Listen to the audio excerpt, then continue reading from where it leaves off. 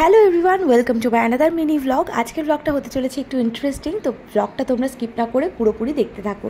সকাল সকাল স্নান সেরে এখন স্কিন প্রিপারেশন স্টার্ট করে দিয়েছি, কারণ আজ রয়েছে আমার কাকা শ্বশুরের বিয়ে, সেই জন্যই আমরা সবাই মিলে এখন জল ভরতে যাব। প্রথমে ফেসে একটা টোনার অ্যাপ্লাই করে তারপরে ভালো করে ফেসে কিন্তু আমি সানস্ক্রিন অ্যাপ্লাই করে নিলাম। তো আমি এদিকে একদম রেডি হয়ে গেছি, শাড়ি বের করেছিলাম, জানো তো, যে শাড়ি পরেই যাবো, কিন্তু আজকে এত পরিমাণে গরম পড়েছে যে শাড়ি পরার রিস্কটা নিতেই পারলাম না।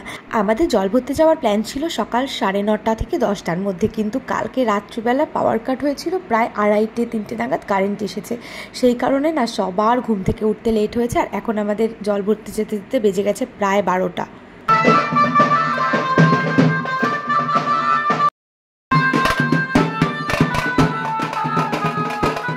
একে তো প্রচণ্ড গরম, তার উপরে এখন বাজে পুরোপুরি 12টা। তো ভাবতে পারছো তো কেমন রোদের তাপটা আমরা পেয়েছি। এদিকে সানগ্লাস আর ছাতা না নিয়ে কিন্তু আমরা কেউ বেরোতে পারছিলাম না, মানে এত কষ্ট হচ্ছিল বাইরে বেরিয়ে। এনিওয়ে, এখানে জল ভরার সমস্ত রিচুয়ালস কমপ্লিট হয়ে যাওয়ার পর আমি আর বনু পিসি হাঁটতে হাঁটতেই বেশ গল্প করতে করতে বাড়ির দিকে রওনা দিলাম।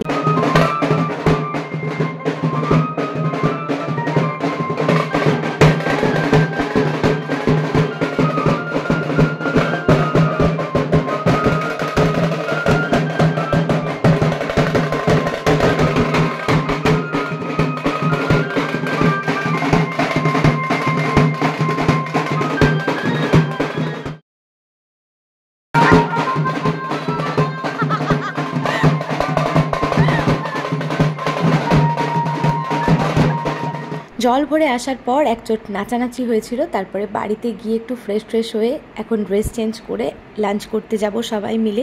বাবিকে খাইয়ে এসেছি, আর এখন আমি খেয়ে গিয়ে তারপরে দুজন মিলে রেস্ট নেব, ওকে ঘুম পাড়াবো, তাহলে আমিও রেস্ট নিতে পারবো।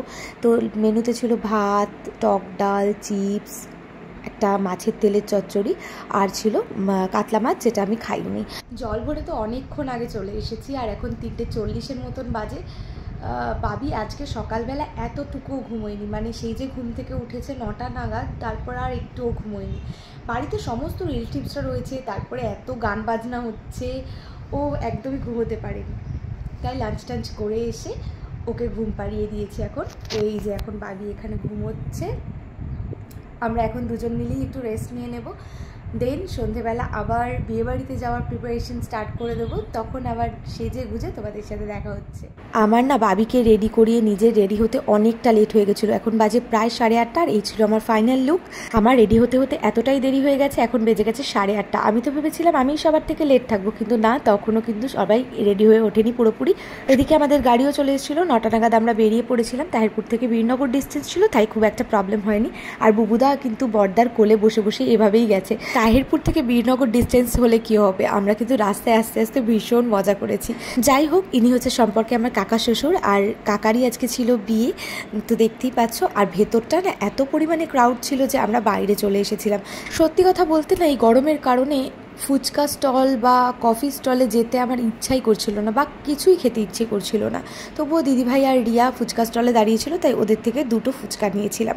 তো যাই হোক, দেখতেই পাচ্ছ আমি এই 2টো ফুচকা খেয়েছিলাম, তারপরে চলে গিয়েছিলাম বিয়ের এখানে। একটু দেখলাম বিয়েতে অলরেডি বসে গেছে, আর আমি এখানে দাঁড়িয়ে দাঁড়িয়ে বেশ কিছুক্ষণ বিয়ে দেখছিলাম, কিন্তু প্রচণ্ড গরম লাগছিল, যেহেতু একবার বাইরে যাচ্ছিলাম, একবার ভেতরে আসছিলাম।